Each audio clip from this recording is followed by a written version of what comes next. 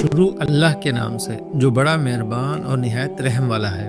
اللہ تعالیٰ کی کروڑوں رحمتیں ہوں ہمارے پیارے نبی کریم خاتم النبیین محمد صلی اللہ علیہ وسلم کی ذات پر، جنہوں نے زندگی گزارنے کے بہترین طریقے سکھلائے اور ان باتوں کی نشاندہی فرما دی جن باتوں سے کسی بھی معاشرے کا فائدہ یا نقصان ہوتا ہے۔ آج کی ویڈیو میں ہم اسی پر بات کریں گے کہ ایک اچھا معاشرہ بنانے کے لیے پیارے نبی کریم نے کیا کیا چیزیں ضروری قرار دی ہیں۔ ویڈیو شروع کرنے سے پہلے آپ سے ریکویسٹ ہے کہ ہمارے چینل کو سبسکرائب کر لیں تاکہ ہمارے آنے والی ویڈیوز بھی آپ کو ملتی رہیں۔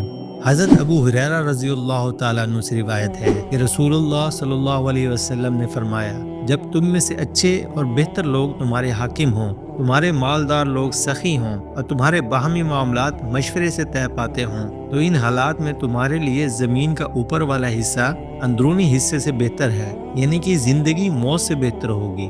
اور جب تم میں سے بدترین لوگ حاکم بن جائیں، تمہارے مالدار لوگ بخیل بن جائیں اور تمہارے معاملات تمہاری عورتیں طے کرنے لگ جائیں، تو ان حالات میں تمہارے لیے زمین کا اندرونی حصہ اوپر والے حصے سے بہتر ہے، یعنی کہ موت زندگی سے بہتر ہوگی۔ اس حدیث میں نبی کریم صلی اللہ علیہ وسلم نے معاشرے کی 3 خوبیوں کا فائدہ اور 3 برائیوں کا نقصان ذکر فرمایا ہے۔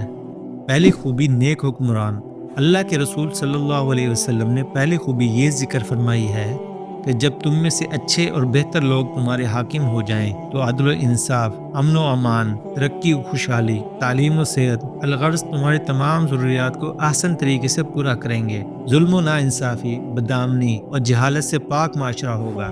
اسلام کی روشن تاریخ کا جب مطالعہ کرتے ہیں تو ایسے ہی معاشرے کی نمایاں تصویر ہمارے سامنے آتی ہے، جہاں عدل و انصاف، امن و امان، تعمیر و ترقی کی وجہ سے عوام خوشحال تھے۔ آج کی دنیا جمہوری نظام سیاست کے گرد گھوم رہی ہے۔ ہم اپنا حکمران خود منتخب کرتے ہیں۔ ہمیں کوشش کرنی چاہیے کہ اپنا حکمران ایسا چنیں جو عدل و انصاف، امن و امان اور تعمیر و ترقی کے کام کرنے کی صلاحیت رکھتا ہو۔ دوسری خوبی سخی مالدار۔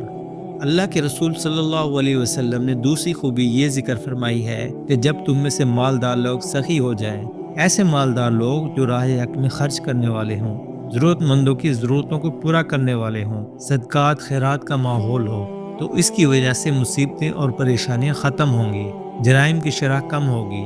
ہمارے معاشرے کا ایسا طبقہ جسے اللہ تعالیٰ نے مال و دولت سے نوازا ہو، اسے چاہیے کہ وہ غریبوں، یتیموں، مسکینوں، بیواؤں، ضرورت مندوں اور علم حاصل کرنے والے طلباء و طالبات کے لیے اپنے مال کو خرچ کریں۔ اس سے ضرورت مندوں کو سہارا ملے گا۔ جب معاشرے میں ضرورت مند لوگ خود کفیل ہو جائیں گے تو معاشرے کا ہر فرد دوسرے کو اپنی ذات سے نفع پہنچائے گا۔ تیسری خوبی شورا کا نظام۔ اللہ کے رسول صلی اللہ علیہ وسلم نے تیسری خوبی یہ ذکر فرمائی ہے، جب تمہارے باہمی معاملات شورا سے طے پانے لگ جائیں۔ مشورے میں اللہ تعالیٰ نے خیر اور برکت رکھی ہے۔ اس کی تاثیر یہ ہے کہ غلط فیصلوں اور ان کے برے انجام سے حفاظت ہوتی ہے۔ اس بات کا ضرور خیال رکھا جائے کہ ہر شخص سے اس کی ذہنی صلاحیت کے مطابق ہی مشورہ لیا جائے۔ جب تک باہمی مشاورت سے فیصلے کیے جاتے رہیں گے تو اس وقت تک اس امت میں خیر باقی رہے گی۔ اور 3 برائیاں جو پیارے نبی کریم صلی اللہ علیہ وسلم نے ذکر فرمائی ہیں۔ پہلی برائی بدترین حکمران۔ اللہ کے رسول صلی اللہ علیہ وسلم نے فرمایا، جب تم میں سے بدترین لوگ تمہارے حاکم بن جائیں گے، ایسے حاکم جو ظلم و ناانصافی کریں گے، عدل سے کام نہیں لیں گے، تو جرائم کی شرح بڑھ جائے گی، لوگوں کی جان اور مال کا تحفظ نہیں ہوگا اور معاشرے میں ڈر اور خوف کا ماحول پیدا ہوگا۔ دوسری برائی بخیل مالدار۔